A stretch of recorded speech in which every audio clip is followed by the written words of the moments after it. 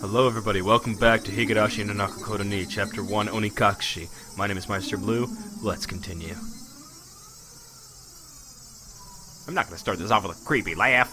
I'm not gonna do that. Rena's demented laughter changed, or clanged around inside my head. Was Rena saying Oyashiro-sama came to her as well? That's right. Last night I had heard about that when I asked about Rena.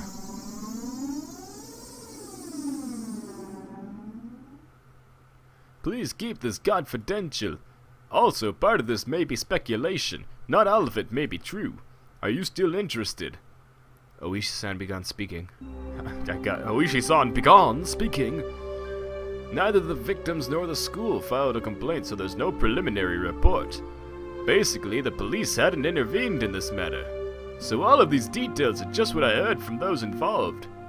Meaning it's not that credible. You said there were victims?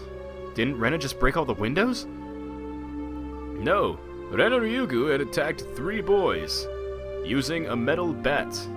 2 of them made it out with only bruises, but the other had been injured so badly that one of his eyes was permanently damaged. Wouldn't that be considered assault? Shouldn't the police have arrested her? For whatever reason, the victim never pressed charges. There was no report to the police, so... They were beaten with a bat and suffered significant injuries?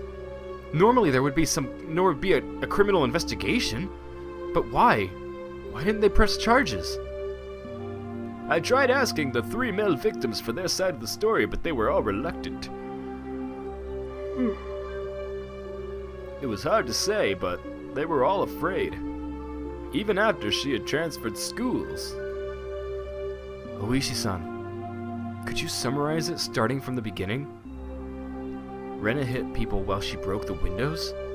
Or was it she started breaking the windows after she got bored of hitting people? They sounded similar, but the meanings were drastically different.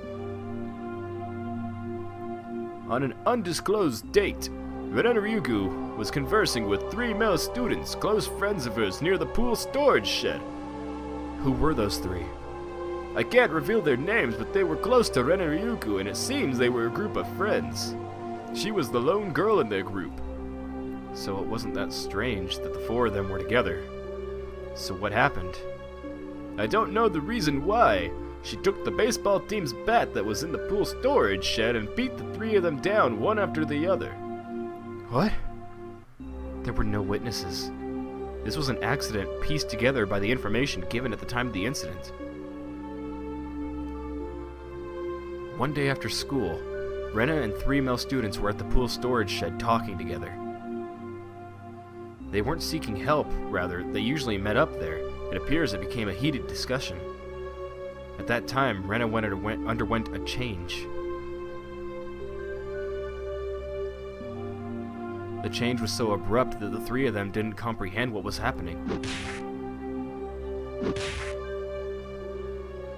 Then, taking the metal bat, she attacked her friends one after the other. Leaving her friends covered in blood with gashes on their head, she made her way towards the school building. Then she broke the glass windows one after the other. A few minutes later, a teacher appeared on the scene and subdued her.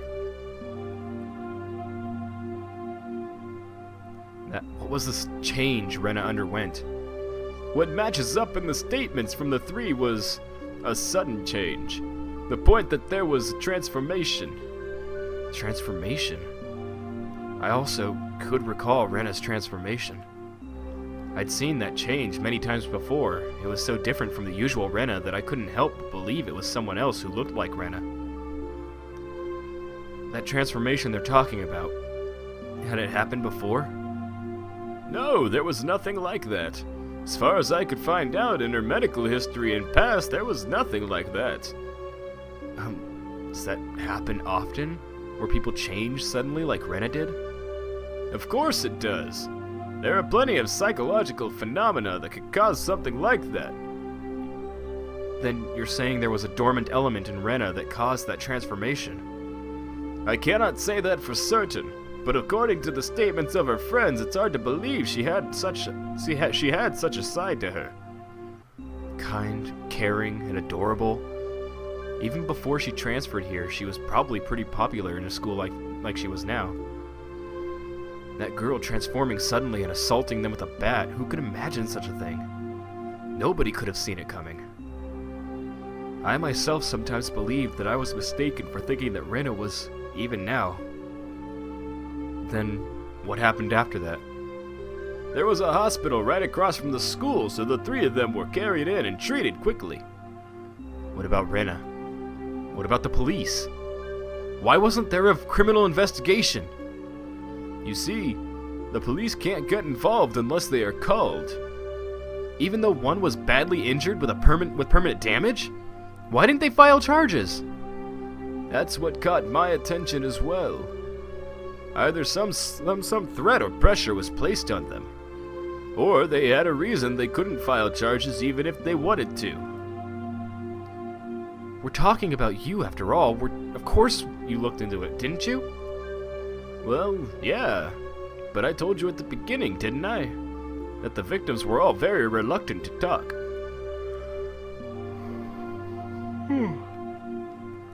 They didn't want to touch on the matter, or rather, they didn't want to be involved. Reluctant to talk?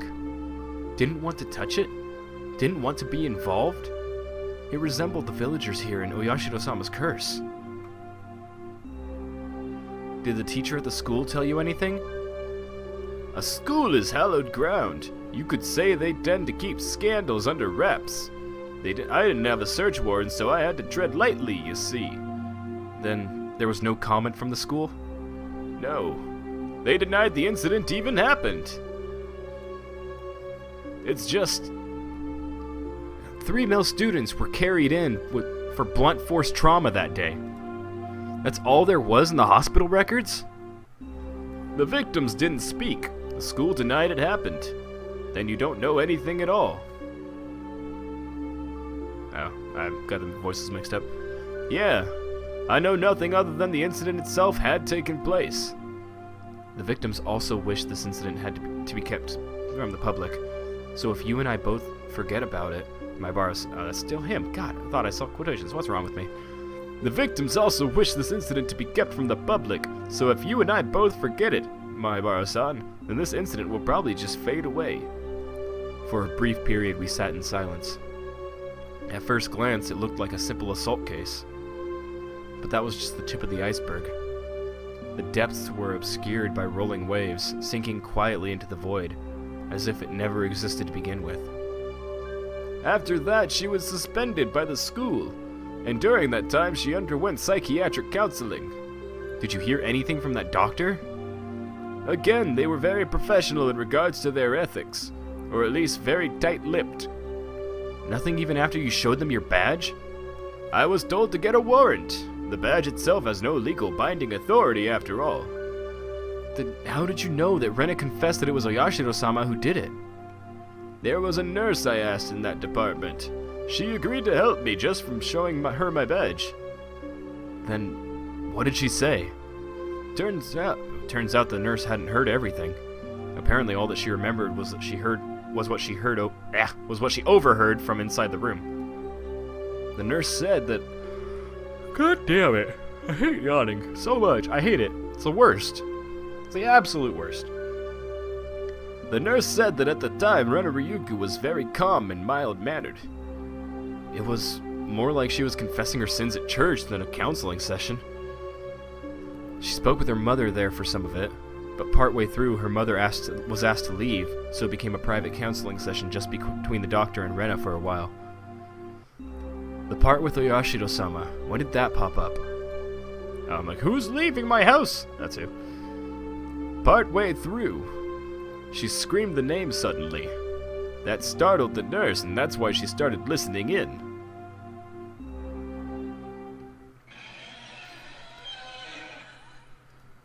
I'm not gonna scream it. I can't scream right now, you guys. First and foremost, I don't want to make your ears bleed, because trust me, I can make your ears bleed. I don't want to do that, so I'm not gonna do that. And also, my voice is like, it's starting to go, because I've been doing this for about 3 hours now, so probably not a smart thing on my part. Rena suddenly shouted that. I had no idea what was said before that, so I had no idea what the meaning behind it could have been. The doctor, calmly and collectedly, asked Rena to have a seat. What is this Oyashiro-sama you speak of? Gently, ever so gently. The fundamentals of counseling were believing what you were told. Whoever abandons Hinamizawa will be hunted down by... Oh, I was like, who's that? Will be hunted down by Oyashiro-sama. And they've finally gotten to me. That's the town you lived in before you moved here, isn't that right, Ryugu-san? I didn't want to move, but because of my mom and dad's circumstances, we had to. But Oyashiro-sama wouldn't allow it. Ryugu-san must have a lot of friends in Hinamizawa. Even now, you must be missing them dearly, don't you think? I want to go back. Back to Hinamizawa. No, it's not that I want to go back. I have to go back. I should have gone back much sooner. But now it's too late. Oyashiro-sama has come. Oyashiro-sama is the name of the god in Hinamizawa, isn't that right? Everyone knows it's Hinamizawa's guardian deity. And if you ever try abandoning Hinamizawa by leaving, you'll incur his wrath. You had moved quite a while ago, didn't you? Then, it was just now that this god arrived? Is that what you're saying? You might not believe me, but Oyashiro-sama exists. That nurse was then asked by another nurse to do something and left the room. That was all she remembered. That was Oyashiro-sama's doing, right? I do believe that there is some kind of superstition in Hinamizawa, that if you leave the village, you incur Oyashiro-sama's wrath. You should be familiar with this part, my Baro-san. I knew very well what those scorned by the village incurred. To hinder the dam construction project, they cursed the construction foreman to his death. Then the following year, Satoko's parents, supporters, and leading advocates for the dam were cursed to their death. But this was the first time I've heard of the curse incurred by leaving the village. This is my first time hearing that. I can understand outside threats being cursed by the village, but why also villagers who will leave? Normally, people who leave villages aren't supposed to be cursed, right? I know it's a bit strange to say it, but I could see it as a rule that the people who come in are the ones who would be cursed. Far from Jupiter, far from his thunder. Curses weren't something to chase after people that leave, were they? Oishi-san pondered for a moment on the other end of the receiver, then began speaking again. Well, I told you of long ago when Hinamizawa was called Onikakushi, didn't I? I recalled hearing that. Long ago, Hinamizawa was feared and respected as the village of ogres. The villagers at the foot of the mountains worshipped the gods, or the ogres, so Onikakushi was hallowed ground that you could never enter. It became to be said that if you entered carelessly, you were cursed by Oyashiro-sama. Those who set foot in, I keep thinking it's all him talking. Those who set foot in Onikakushi, in other words, Hinamizawa, would be cursed. I could understand that. I know that, but for leaving to also be no good, that's... Also, the ogres, you see. They were being strictly watched by Oyashiro-sama, so they would not enter into our world. In other words, Oyashiro-sama probably restricted interaction between Onikakushi and the rest of the world. I see. I finally understood what sort of thing Oyashiro-sama was. So basically, Oyashiro-sama is more like a warden than a protectorate deity, isn't he? Trying to keep this place isolated from the rest of the world. I guess that's how it would seem. I'm sorry, I don't know very much myself. This is mostly what was passed on to me from my grandmother. I could understand it a bit better if it was like that. Those who came to Hinamizawa would be cursed, and those who tried to leave would also be cursed. So because Rena originally lived in Hinamizawa and moved away, she fulfilled the requirements for being cursed. So that means because Rena moved away against its wishes, she was cursed by Oyashiro-sama? Is that what it adds up to? In short, that seems to be what it points to, I guess. As a matter of fact, soon afterwards they did move back to Hinamizawa after all. Those who abandoned Hinamizawa and left were cursed.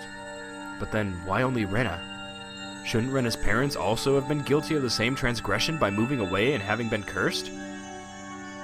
Also, in this day and age in Japan, shouldn't there be a lot of people coming and going?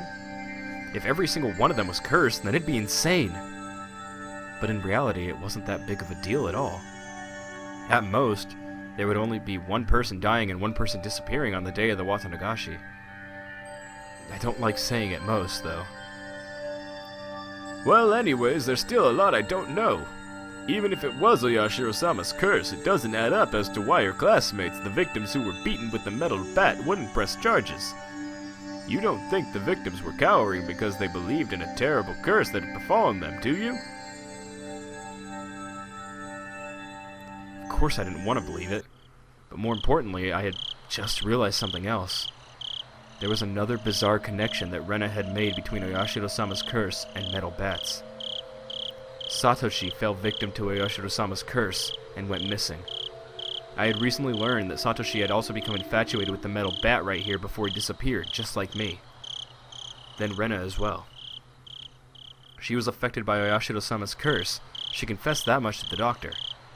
And the weapon which she had used at the time of that horrendous act was again a metal bat. And finally me. I'd encountered various things that were inexplicable, and now I was holding on to a metal bat.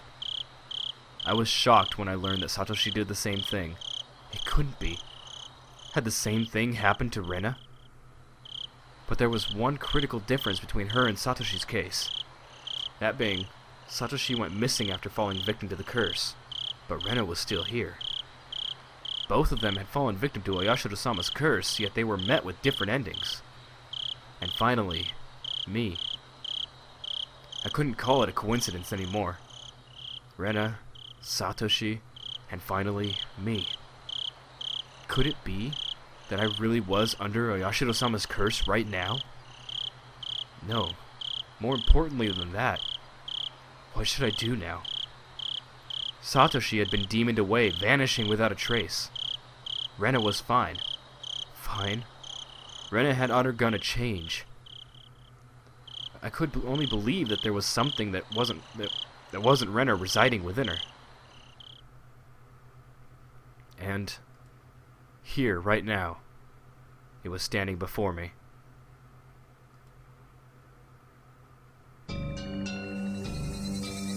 Rena, please tell me. What will happen to me? Rena stood imposingly, not answering. Satoshi disappeared, but Rena didn't disappear. So what will happen to me? I had never heard such an unpleasant laugh before. It had become akin to the sound of her breathing. It was no longer a voice or an expression of feeling. Don't worry. I'll save you. Rena took one step forward, still holding the axe high above her head. Now then. One step closer, Rena's face spread out to fill my vision. Speak. One step closer. Rena's nose was close enough to touch mine. And still pushing closer. There's something you want to say, isn't there? I'll listen. I'll save you, okay? Speak, okay? Speak, okay? I slumped down, landing squarely on my butt. Again. Time and place for that silly word. Speaking of time and place, it's time for me to end this episode. Thank you all for watching. My name is Meisterbloo. I'm going to continue this on because so good, so good. So I will see you on the next video, hopefully. Until then, everybody, peace out.